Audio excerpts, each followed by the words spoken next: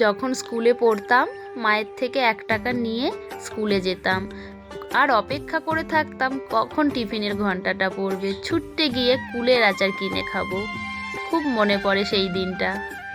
নমস্কার বন্ধুরা, আমার মতো তোমাদেরও কি মনে পড়ে সেই স্কুলের গেটে দাঁড়িয়ে থাকা কুলের আচার নিয়ে কাকুটার কথা? ছোট বড় সকলেরই পছন্দ মশলাদার কুলের আচার রেসিপি আজ আমি রান্না করে দেখাবো। প্রথমে আমি কাঁচা কুলগুলোকে রৌদ্রে 4 থেকে 5 দিন ভালো করে শুকিয়ে নেব।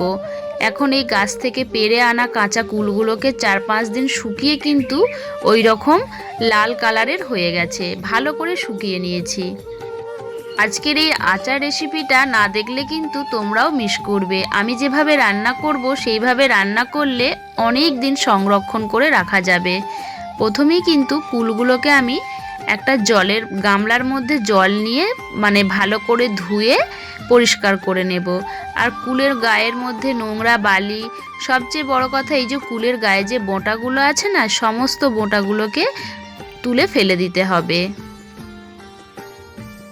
একে একে সব কুলের বোঁটাগুলো আগে ছাড়িয়ে নেব।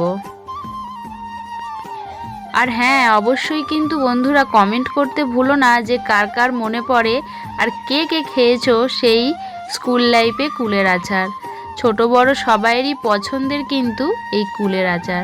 তো আমার এখানে সমস্ত কুল ছাড়ানো হয়ে গেছে। এবার আমি গ্যাসের জ্বালিয়ে কড়াই বসিয়ে দিলাম। কিছু ভাজা মশলা আগে ভেজে নেব। এখানে নিয়েছি গোটা তেজপাতা, গোটা গরম মশলা, ধনে, জিরে, মৌরি, ঝালের জন্য শুকনো লঙ্কা আর অল্প একটু জোয়ান। এই সমস্ত কিছু মশলা আগে শুকনো খোলায় লাল লাল করে ভেজে নিতে হবে। এইভাবে যদি কুলের আচার বানানো যায় তাহলে কিন্তু অনেক দিন থাকবে, ভালো থাকবে বা অনেক দিন সংরক্ষণ করে খাওয়া যাবে। আর খেতে কিন্তু সত্যি খুবই দুর্দান্ত স্বাদের হয় এই মশলা কুলের আচার। ভালো করে লাল লাল করে আগে গোটা মশলাগুলোকে ভেজে নিতে হবে। মশলা আমার ভাজা হয়ে গেছে। এবার এই মশলাগুলোকে একটু ঠান্ডা করে একসাথে বেটে নেব। চাইলে তোমরা শিলনোড়ার মধ্যেও বেটে নিতে পারো। এখানে তো লাল লঙ্কা আছে, হাত জ্বালা করে, সেই জন্য আমি মিক্সির মধ্যে গুঁড়িয়ে নিয়েছি। তোমরা বিশ্বাস করবে না, কালারটা এত সুন্দর এসেছে আর স্মেলটা তো আরও সুন্দর, এত সুন্দর স্মেল। তারপরে আমি আরও একটি অন্য কড়াই বসিয়ে দিলাম, কারণ কুলগুলো একটু বেশি আছে।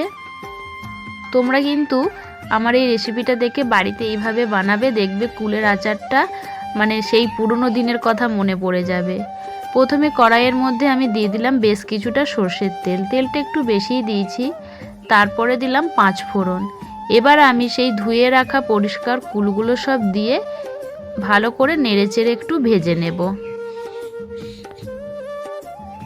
তারপর আমি দিয়ে দেব নুন। নুনটা একটু বুঝে শুনে দিতে হবে, পরিমাণ মতো নুন দিলাম, কারণ কুলটা তো অনেকটা আছে। তারপর আমি এর মধ্যে দিয়ে দেব হলুদের গুঁড়ো। ভালো করে আমি নেড়েচেড়ে কুলগুলোকে আরো একটু ভেজে নেব। বন্ধুরা, তোমরা কে কোথা থেকে আমার ভিডিওটা দেখছো কমেন্ট করো। যারা নতুন আছো প্লিজ সাবস্ক্রাইব করে আমার পাশে থেকো। এখানে আমি নিয়েছি কিছুটা গুড়, তো আমি এখানে গুড়টা এবার দিয়ে দেব। চাইলে তোমরা চিনিও ব্যবহার করতে পারো। এখানে কিন্তু জলের পরিমাণটা আমি না দিইনি, প্রায় অল্প পরিমাণে জল দিয়েছিলাম। এবার কিন্তু কুলটা গুড়ের সাথে ভালো করে মিশিয়ে নেব। এবার হচ্ছে যে জিনিসটা দেব, সেই জিনিসটা দিলে কিন্তু একদমই মনে হবে যেন সেই পুরনো দিনের কুলের আচার খাচ্ছি।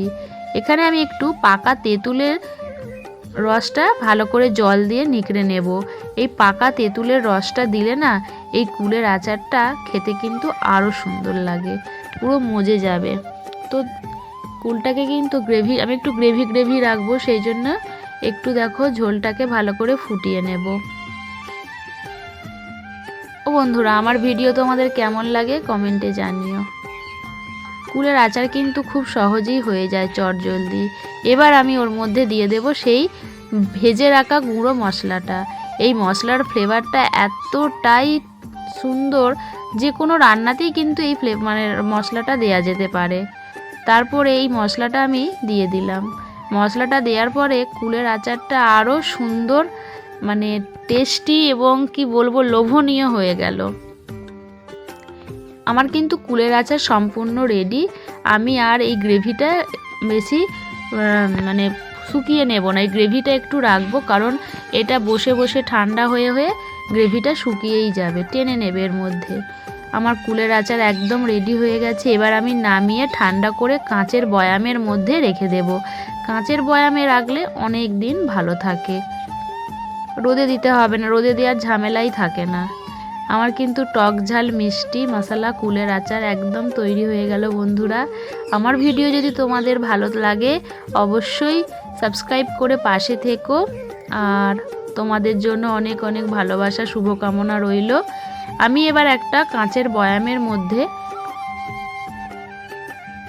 রেখে দিলাম। ধন্যবাদ বন্ধুরা।